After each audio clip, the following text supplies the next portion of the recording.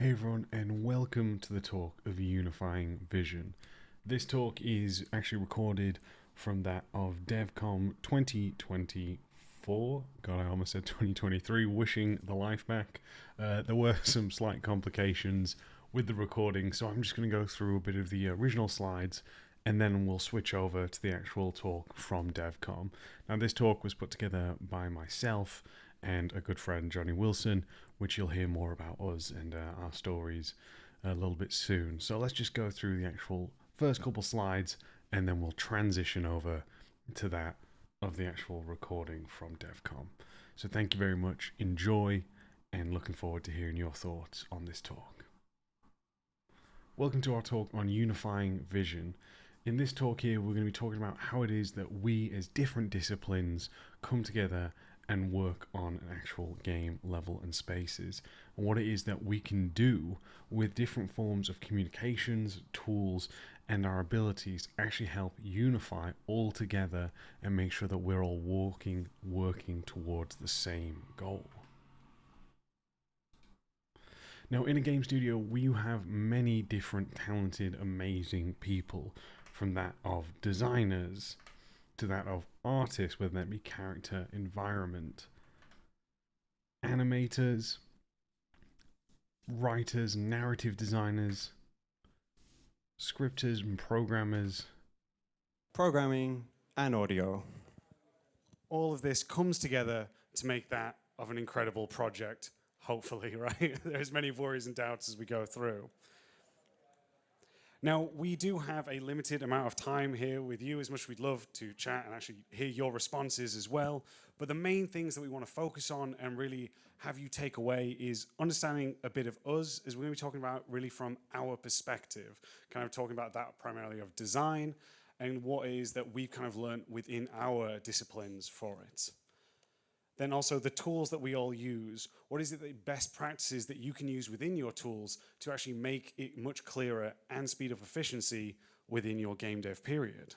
And while it might not be everyone's favorite topic, communication will be how we conclude it, and it's the ultimate form of game development, right? We do it every day. It's the first thing to break down, so hopefully we can give you some tips to help sustain it throughout a full development cycle. Now, a bit about me. I've been now in the industry for over 10 years, currently a mission designer over at Hangar.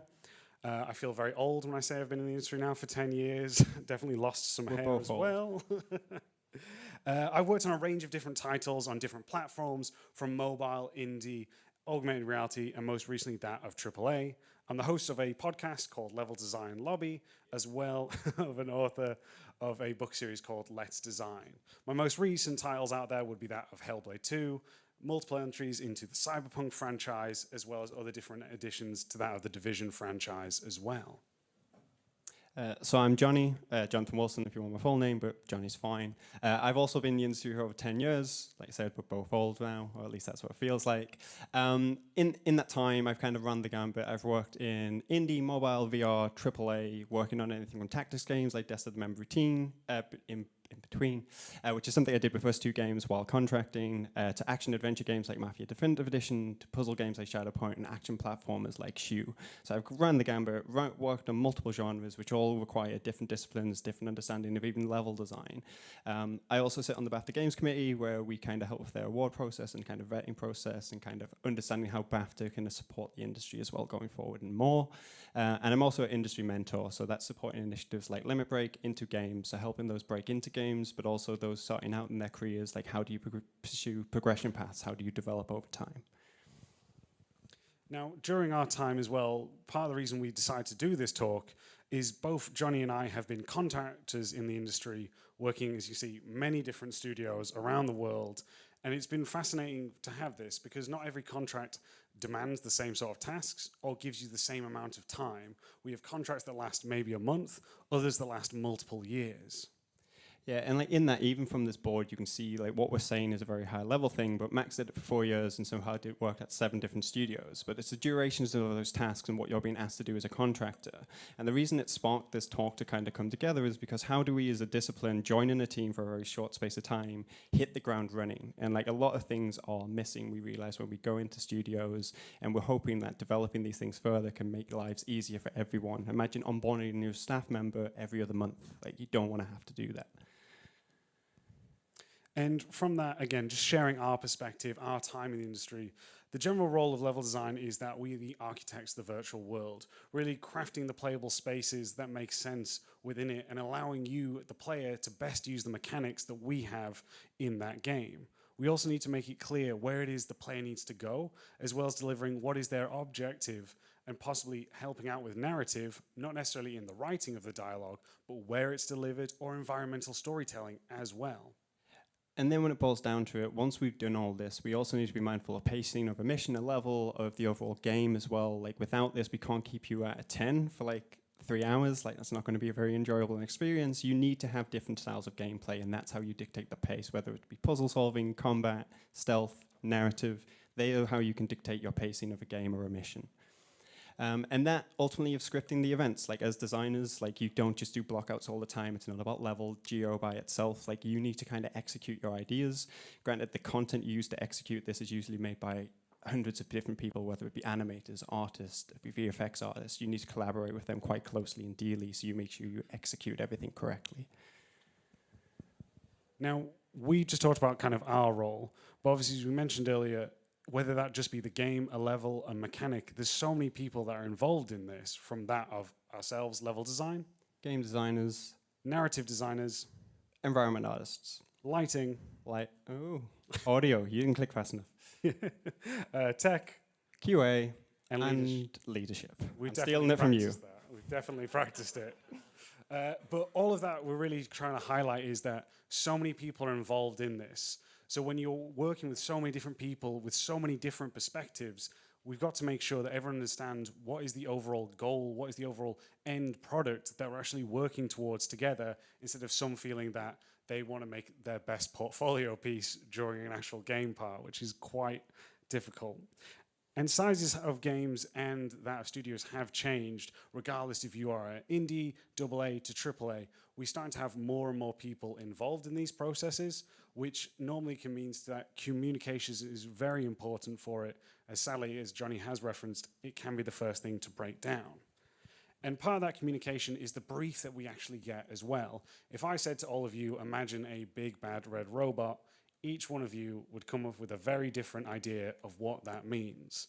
And to make sure that we're all, again, on the same page and avoid kind of combat to the death on saying our big bad robot is the best robot, we need to make sure that it's clear, again, that we're all taking parts of this.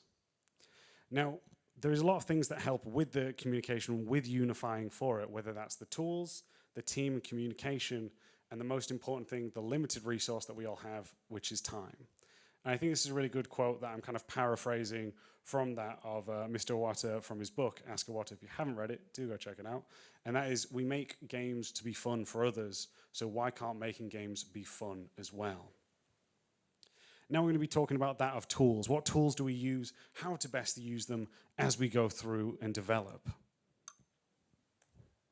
Now we've got a range of different tools that we use for our day-to-day basis, whether that's communication and how we communicate with everyone. There's a lot of different ways to do it. The tools that are related to our discipline, this could be something, if you're an artist, maybe that of Max or Blender, or it could be something different for, say, audio by using Wise or Audacity. And then the main thing is that of the editor, where everything comes in at the final stages. Documentation as well, whether that's us keeping up with that of the time logging that we have to do, or actual pitching documents as well for it.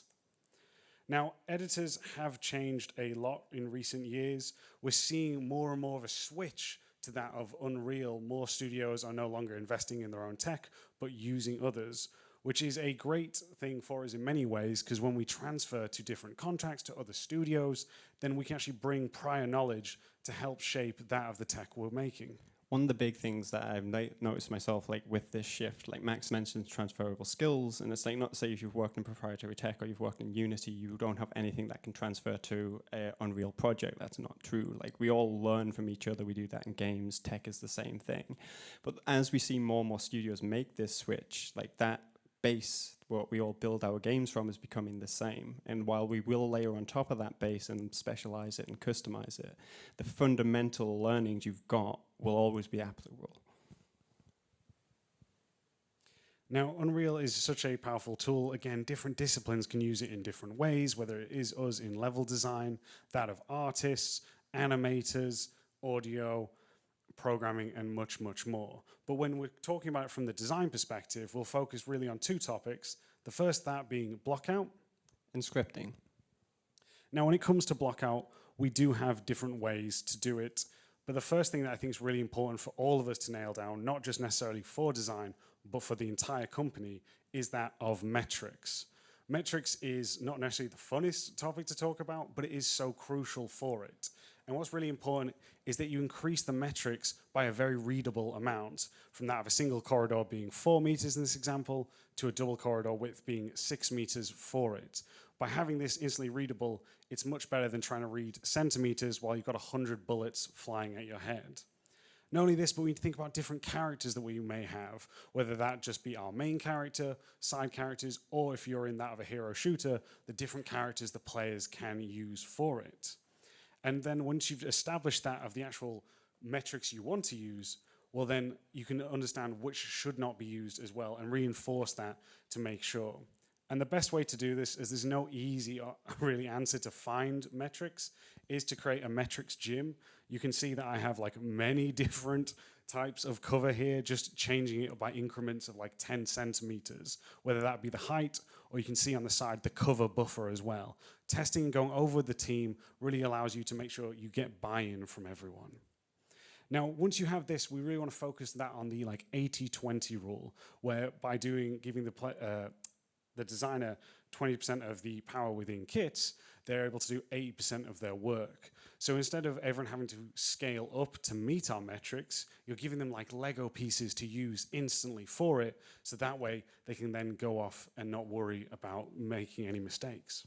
The other advantage of building it, like you said, building these kits, building these pieces as well, giving designers a Lego box to build stuff from, it means you can actually produce content quicker, faster. You're all building with the same tool set, ideally. So if something breaks in one area, it can be repaired in another. But it also means, like Max said, while the tools aren't available to us, how do we express these ideas? It can be with text boards. You can put in placeholder static messages to call out moments. And it's much easier to walk a director through a space that has a little bit more detail, but all you've really done, obviously everyone knows what blocking out is, you've placed a static mesh person instead of a cube just to add that little bit of detail or flair to the space. Just heightens the communication value. Not only this, but we can actually use it to set our quality bars as well, whether that be in alpha, beta, gold, or some places call it L1, L0, L3.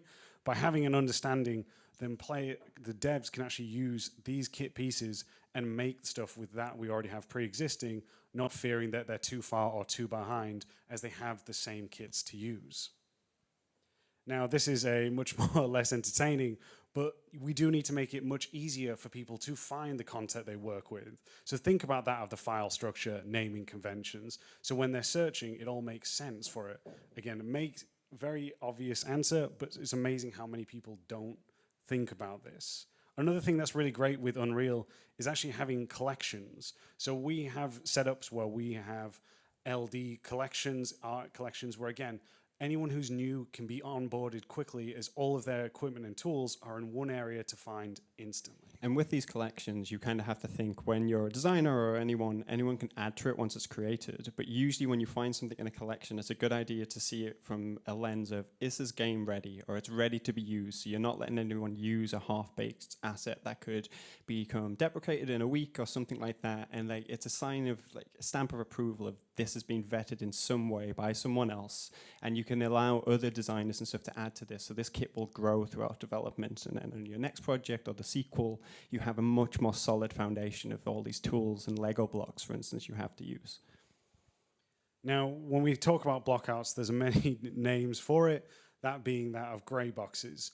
But even then, we can still play around with colors to actually highlight to that of our other teammates, like that of environment artists, what is important for us to use, whether that's setting it into some sort of desert or in the heart of a volcano, or maybe you want to show some water the player has to cross, or we can even think about it from a mechanics perspective as well, thinking about if we have that of a static mesh of a human, we can set it to red so people instantly know it's an enemy for it. Something that coloring will also add, though, it kind of helps when you hand over a block out. If it is all just grey, it's not the most readable thing in the world. You don't know what the point of interest is, what is important to the player. But also it allows an artist to have creative freedom when they replace your asset. You're not telling them what it has to be, you're just kind of illustrating what it should be, what the gameplay space is. So hopefully there's not too much overlap of breaking your gameplay spaces when it gets arted up. That's it. And we've used this in different games as well. On that Division, we had it where it was clear that high cover was orange, low cover was yellow. This way, if someone was away or they couldn't get hold of you, they knew what the design intent was. And by having this as well, the artists still get the freedom to replace it with something they believe that works best in the space. Now, we also took that a little bit further as well on Cyberpunk, where we had it where blue was our cover, we had it where the enemies were red for it, anything that was possibly hackable was that in orange, and our main path, because it was a multi-pronged faceted approach for level design, would be yellow. Anything that we thought may be off the beaten path or skill checked would be a green frame for it. Again, allowing people to understand what's going on very quickly. Now, of course. Nothing's happening, it's all fine.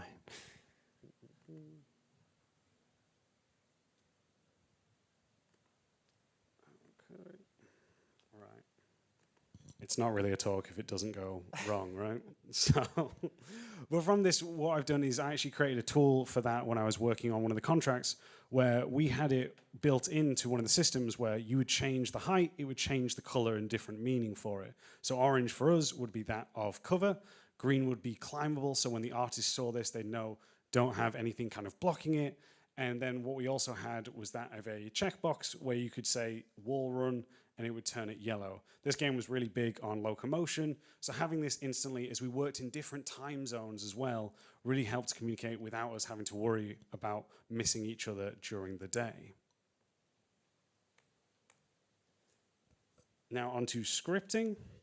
So scripting is obviously a big part or a big percentage of that. Let's say it breaks up the thirds of communication, block out, and scripting. It never actually translates that accurately, but let's say for this example, it does.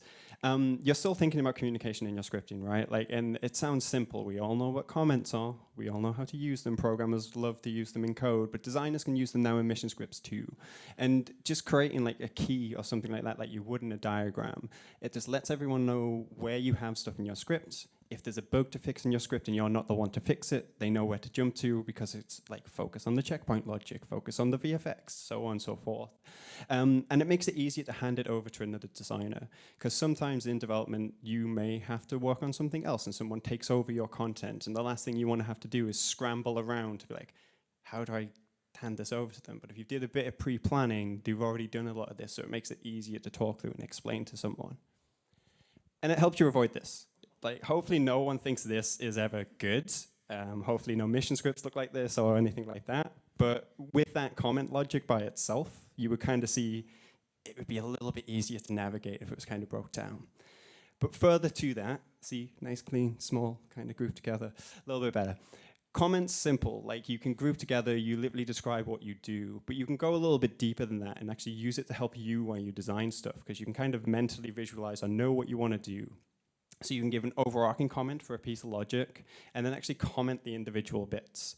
If you can go then a step further, like we can break down individual components of the logic into collapse groups. And it means if I then have to go and fix a bug or I have to hand it over to someone or someone just has to go and implement VFX for an elevator, for instance, they can jump into the actual elevator movement brick and actually add it there and they add it in the correct place.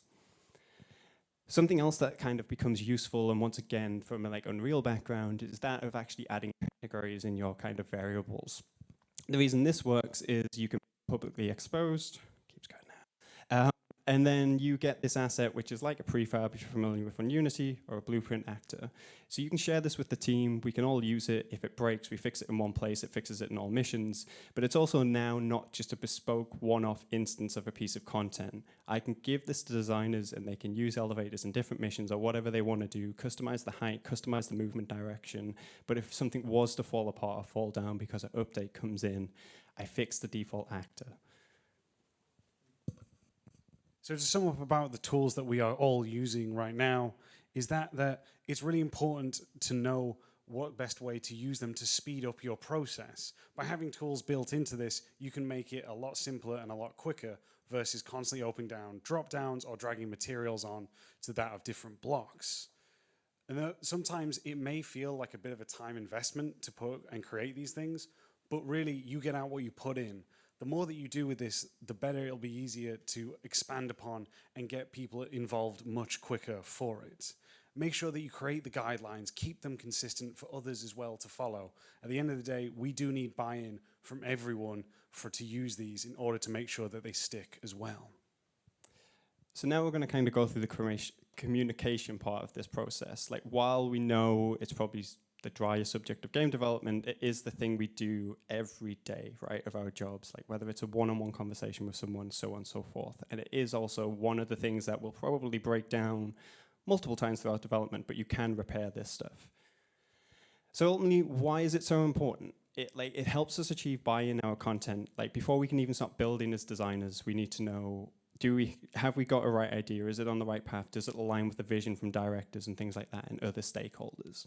Ultimately, we do it throughout development to keep everyone on the same page. Game development is iterative. It's not that you design something once and it's done, that's the final phase. Like, it's going to update, it's going to mold, it's going to evolve. Like, you need to kind of find a way to keep people in the relevant people in the loop at the right time.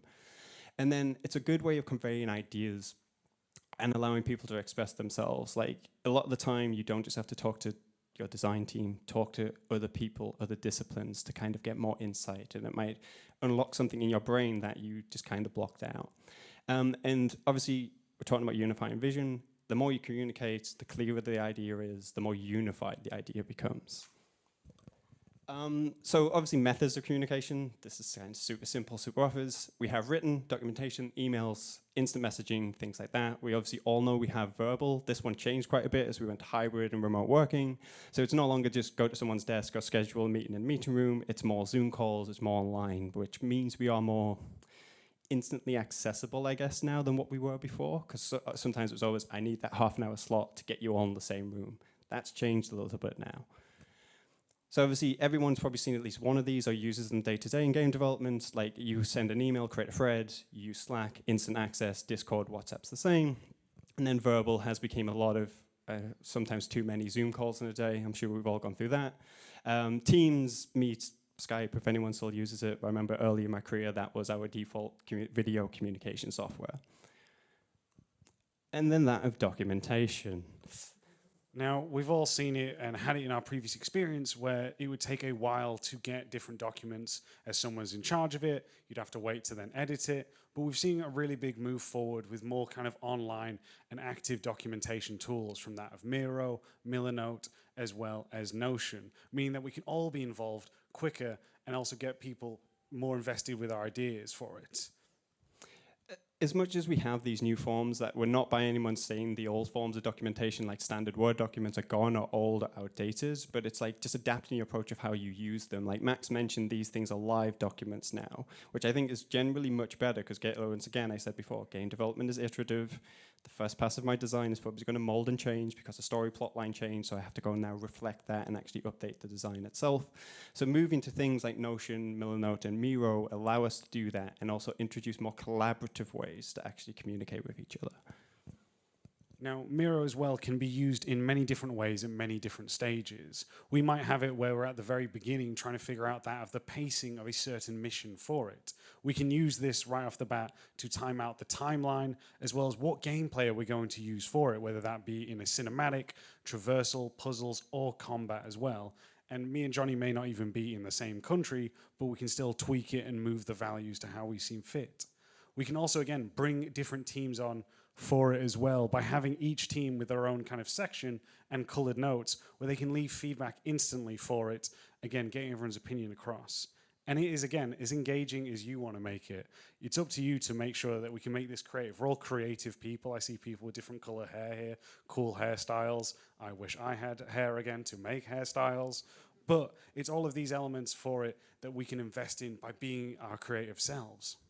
And because of this like development and move over to more like, let's say, interactive ways of doing documentation, it changes standard processes. Like I'm sure we all might have done 2D mapping in our level design process before, which would be a 2D sketch we rough out. You can do that in Miro now and turn it into a collaborative thing. So your brainstorming session now goes, right, we've got this many rooms in this mission, what's happening X, Y, and Z, and you can mark all this out. And to Max's point, this has now been done before I even go into editor. So it means when I go into editor to build the space, I'm much more informed than just going, oh, I'm building room X, Y, and Z. I'm building the room X, Y, and Z for a reason, and you can have some ideas of what that reasoning is.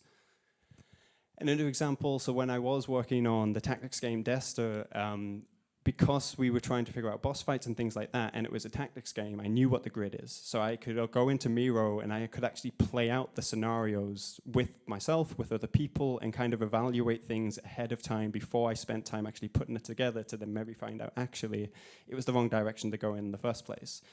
Another example of how it can become more interactive. Another example of this is like, don't produce walls of text for ability designs anymore, make them more descriptive, make them more concise. So I still have let's say standard text, the standard documentation, but I'm able to illustrate a point. So I can say startup phase, how it's executed, what the end result is. And then if you walk through this with a programmer or even just hand it over to them, at least I found in my experience, it was easy for them to walk away and build it. And the end result that came back was very close to what I intended in the design, but it also meant they could raise more pointed questions about what a flaw in the design could be before we'd actually started building it out. Because the last thing you want is to get 80% through building the ability and go, oh, actually we overlooked this one important element. Like this approach for multiple abilities eliminated some of that for us. And then, obviously, communication, we've said before, we do a lot of verbal communication, which means meetings. I'm sure a lot of us feel that we have too many of these each week or in each days, but that varies per production process. One of the big ones, obviously, you'll have a review. That can be to get your design signed off before you even start building something. It's a review of the content you've actually started building. And these can be as often or infrequent as you want. Every studio is different. They have different cadences of how they do this. The kickoff, big one, Max mentioned, the big red robot, the brief. So that would be where you get a brief, get assigned a bit of content, and ideally you get as much context out of that during that kickoff session to kind of inform your design. But the kickoff doesn't have to be the only thing you do then. Like brainstorming, we're all creative people. You pick the pod or the team that you have of narrative design and stuff like that, who's going to be working on this bit of content with you, and go through a bit of a brainstorming session with them, and then take that to go and start developing your content. Syncs, obviously, rushing me ahead. Syncs is obviously a different one. That's kind of more self-ownership. You choose when you need to sync with narrative. You choose that one-to-one interaction you want to have with a member of staff. Or sometimes it is just to get a bit of feedback. It doesn't necessarily have to be that. And the important one about them, they can be ad hoc, right? Like they don't have to be fully scheduled, right? Let's get that half-an-hour time slot, wait until everyone's free. And then ultimately planning. Make sure you can actually do the stuff. You have access to everything you need, and you get the plan and execute it and agree on a time frame to time box what you're doing. With all the meetings we have, obviously a big thing, especially in hybrid and using Zoom a lot, is meeting etiquette, right? Meetings are quite disruptive to our day.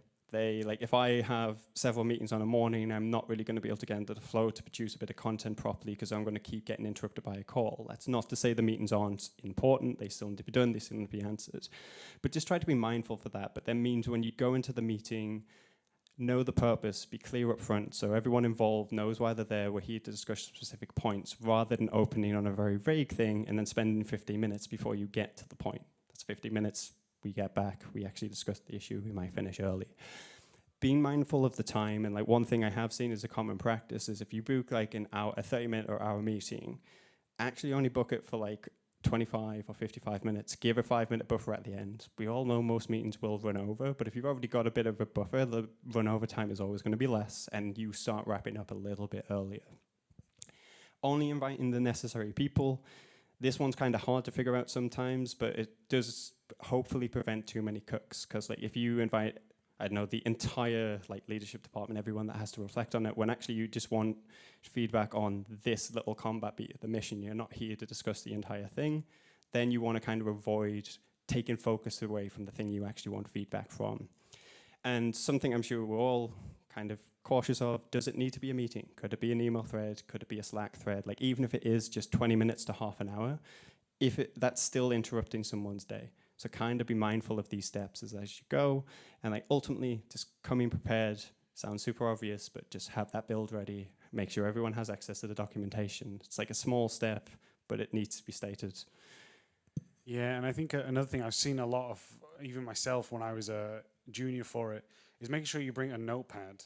I know it's a very, again, simple thing. This topic is not the most entertaining, but really important for us to have this, because the fact that once you have your notepad, you're able to understand what it is that you need to do next, who you need to speak to for it.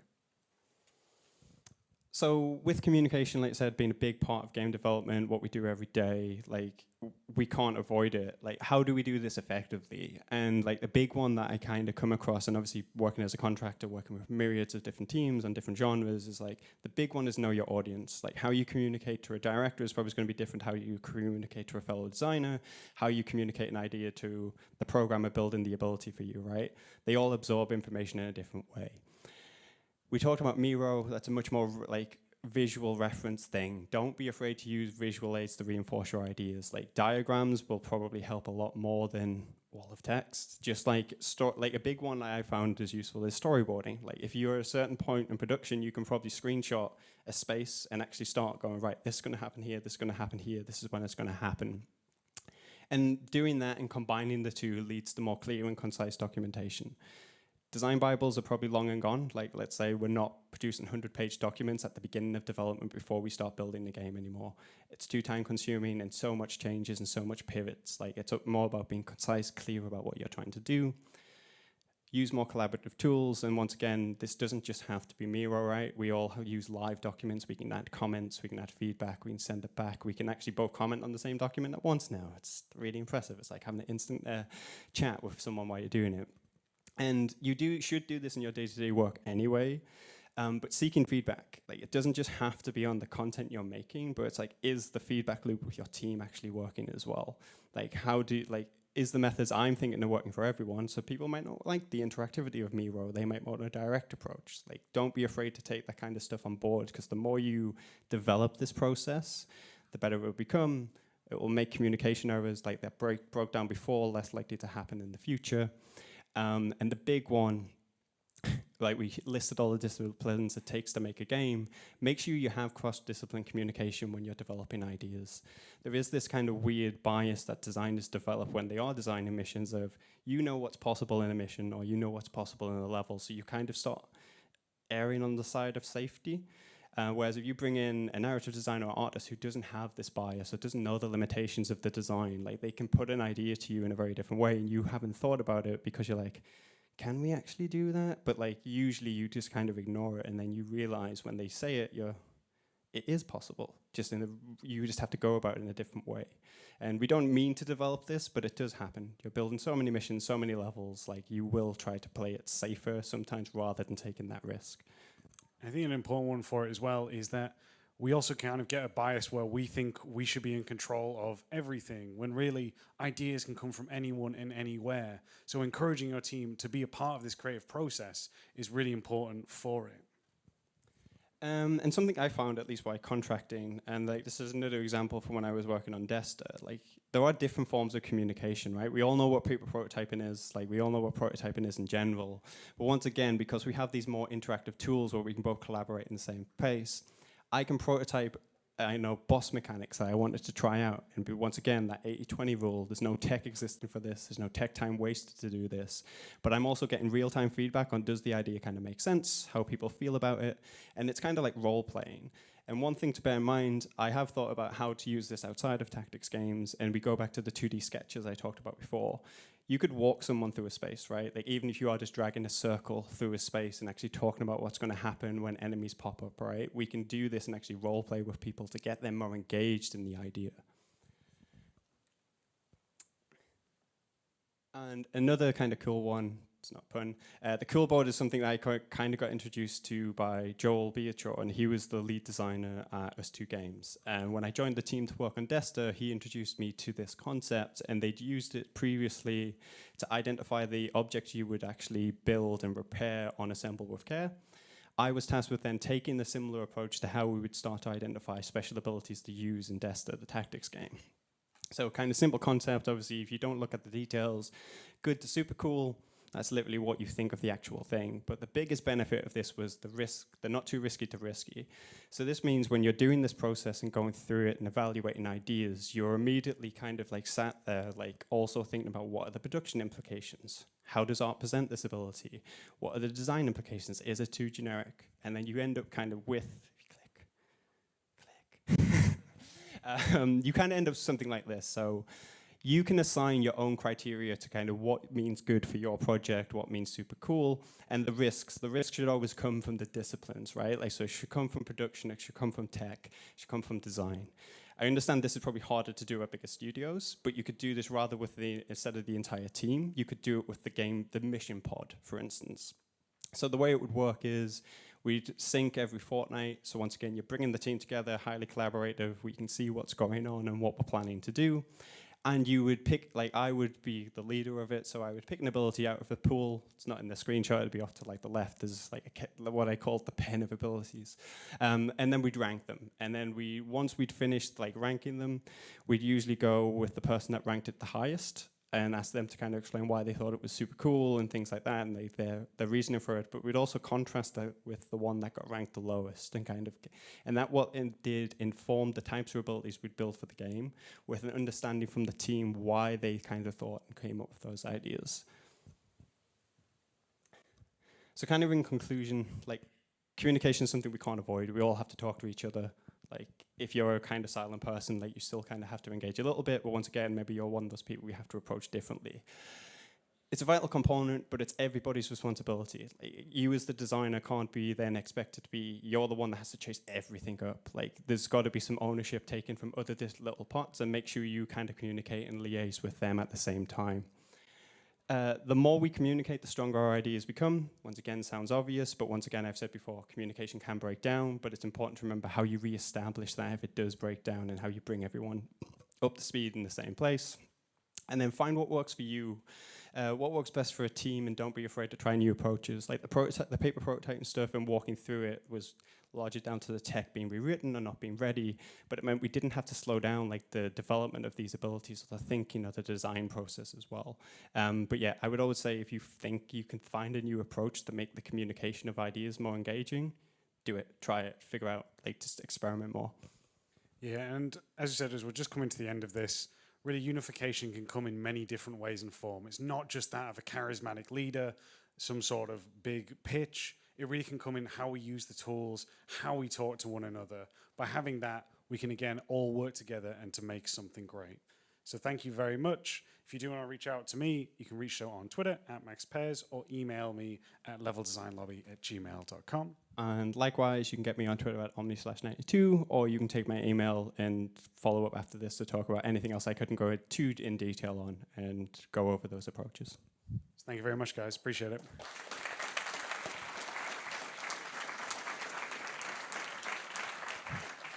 Are there any questions?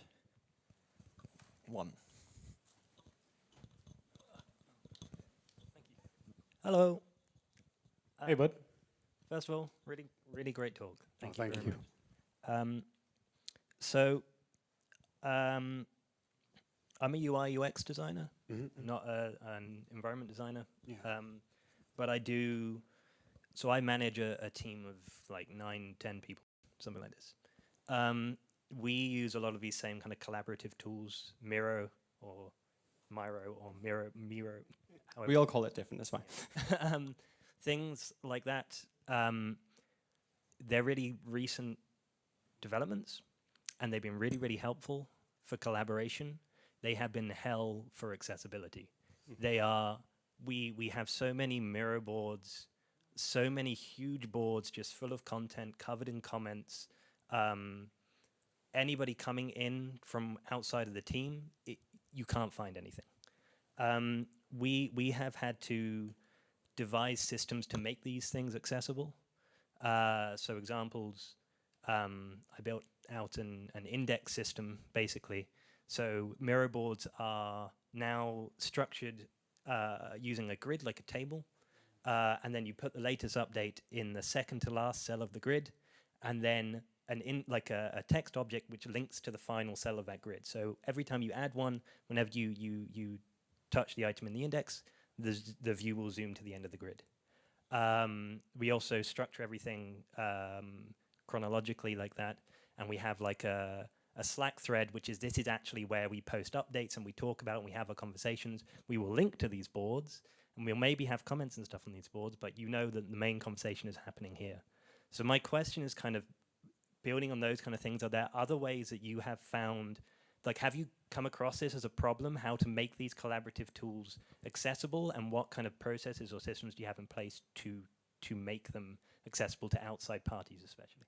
So I'll kind of jump on this one a little bit first. So when I first started using Miro in one of my contracts, like, you're right, it's quite chaotic, right? You need to establish order, and it sounds like that's what you've already started to do with the tables. You're defining these rules and stuff like that, and it's like anything, it is very new for at least for the game industry. Like, I'm sure other people might have used it beforehand, but for me it was all about assigning structure and not letting them grow too unwieldy, if that makes sense. And it's kind of like, you don't need to have everything in one Miro board. Like, it's like a document, right? You can start a new page, or you can create another document for a different thing, and like so on and so forth. But that does come back to what works for the team. Like, if you find in the approach you're doing now is working well, then you grow on that, seek feedback, what isn't working, what does work. I think having it split between, like, you don't discuss the Miro board on the Miro board, that's an interesting one, because obviously you've got comments and stuff, and like when you actually get a comment, it notifies you and you can jump to the thing they're commenting on and things like that. Something I did find useful is similar, like, not necessarily using the table, but it's like you can send people links to a Miro board, but it will link them to a specific point on the Miro board. That was the most useful thing for me when communicating with people, because I'm like, we're looking at this. And when they click the link, they don't have to then find the thing I want us to talk about today, and so on, so forth. But because there's no formal structure to all this right now, like I say, we're still learning. I'm sure tools like will be written for this to kind of automate a lot of these processes. Like, I do think it's going to get better and stronger and more stable to do. Yeah, from my side, yeah, I've seen stuff where, again, like, so many Miro boards are no longer used, or like one conversation on one Miro board actually takes place on another Miro board for it. And I personally don't necessarily have an answer for it. The stuff that I have tried to do, and it's not necessarily worked all the time, really has been limiting access to who's involved with certain ones. Like, again, who can actually comment, write, or, different access to it. So you know who's actually using the board at the time. I've had some studios where, again, if you've got the money, there is like people that are in charge of grooming through all the documentation and making sure that the stuff stays relevant for it. But again, that's a whole person's job, and not everyone has the time and the money for that, right? So I really wish I had an answer. It is just, again, simple stuff of limiting people and then having certain kind of rules with the team with it, mate. Yeah, I think it makes sense that we've had to do a bit of legwork. Like at the beginning, you set up these structures, you set up these systems. We have templates for things. We have templates for how you post on Slack, for example, so that the individual members of the team don't have to do that legwork themselves, and then they can use these systems. They don't need to necessarily structure the boards. They just can follow kind of what we've been building. It's just finding a format that works for everything we need. And with it being so new, like you said, we're just figuring it out, right? Like, we're finding what works for us. And it's like, we talked about metrics earlier in the talk. That's a similar thing, right? It will change per project, and it's up to us to, one, get the buy-in and communicate that to other people. Like, how you choose to use Miro on your team is down to your team to buy in, agree, and decide how to use that. Yeah, I wish we had a better answer for you, really, mate. But thank you for sharing your experience as well with it. Thank you. Sorry, can I get your name as well? It's Rob. Rob, pleasure, mate. More questions. There we go. Hey guys, great talk, excellent work. I'm really curious about the cool board. I actually really like that concept. I haven't seen it before, and I'm not sure if I missed it, but it looked like mostly it was a great exercise for evaluating abilities on characters. I'm curious if it's been used for things like mission beats, mechanics, outside of just abilities? So just other parts of the game. So on the project I used it on, we eventually obviously hit a point in development where we'd implemented a lot of abilities and we'd built the abilities. So we started looking at ways, was it worth keeping running this session? And then we started thinking about, right, we haven't built certain biomes of the game. So we started using it to like try and pick out what biomes would be good for chapter 6 and chapter 5. So it is expandable to that point, and you can run it with the same rules. The thing that would change, obviously, is what you're probably quantifying it against. So like what is a good biome might be different to what a good ability is, and what is a super good biome would be different. And I am trying to kind of look at it in different ways to what you were kind of mentioning there, like a mission beat. Like we come up with lots of different mission beats for a structure. You could use the same ranking process, and like at bigger studios, you would obviously use that with your mission pod probably, or if it's a brainstorming session, you can have everyone involved. So I personally believe that it is expandable, and if you can work it into your process, it can be a little fun thing, like a little half hour on a Friday, like to bring the team together.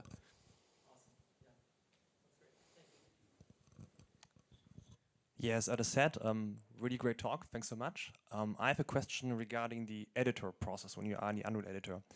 How do you review the work? So if you can tell a bit about the process, let's say somebody's making some changes, writing a commit message. When does the conversation later happen?